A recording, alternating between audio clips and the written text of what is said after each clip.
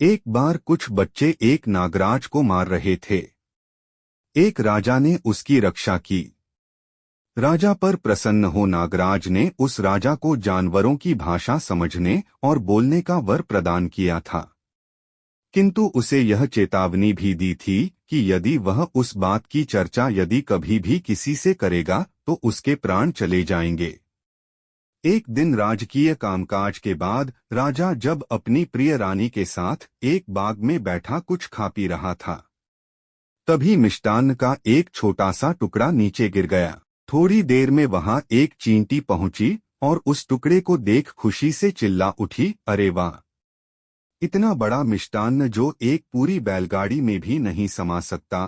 फिर वह उस टुकड़े को उठा ले जाने की चेष्टा करने लगी।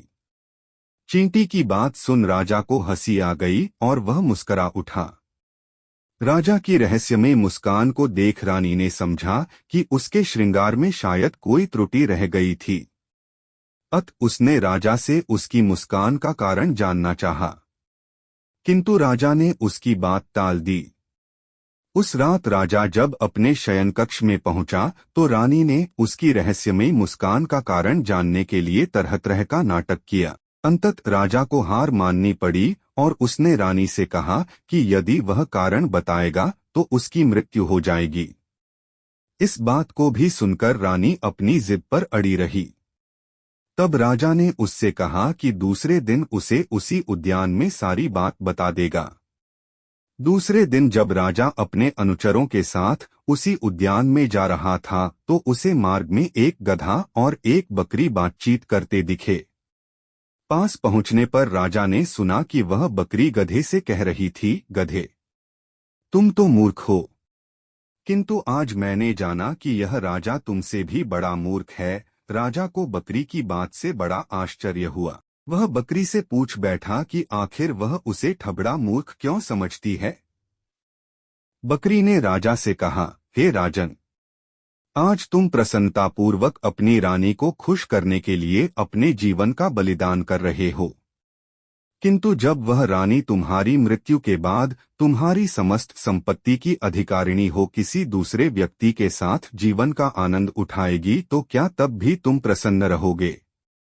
बकरी की बात सुनकर राजा का विवेक जाग उठा। वह अपने जीवन का मूल्य समझने लगा।